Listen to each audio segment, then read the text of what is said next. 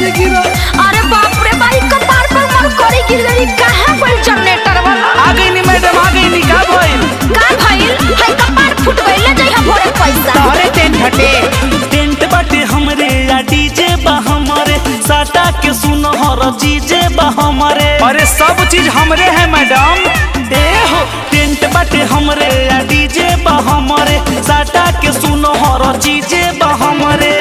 आवा खींच फोटो मुहावा चुकु चुकु बरहता। अच्छा तो तू कैमरा वाला हवा। अरे सब चीज हमरे हो, जितना बियाह में लागल बा। हई टेंट, हई डीजे, हई जयमाला, हई समयाना और थिएटर, वो सब हमरे है मैडम। हमरे है मैडम। समियाना में एक कमर करी नचराता।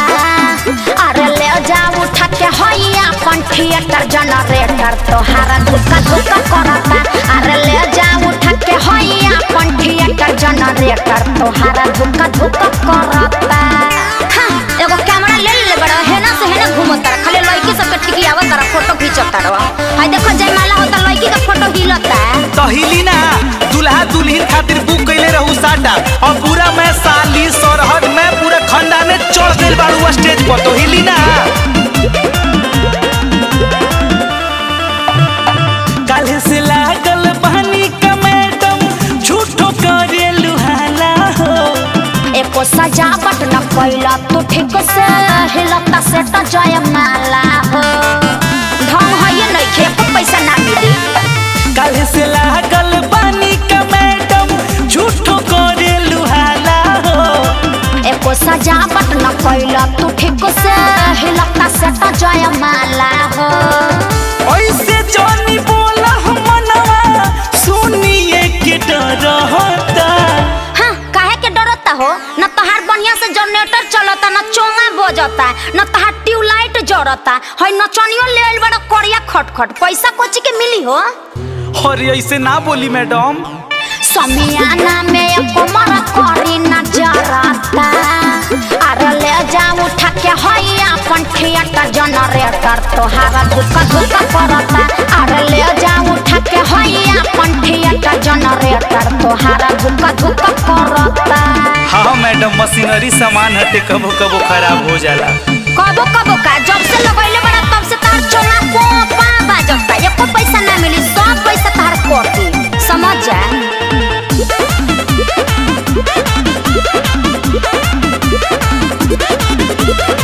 चीज हटे इलेक्ट्रॉनिक मैडम कबो कबो होला बहन हो।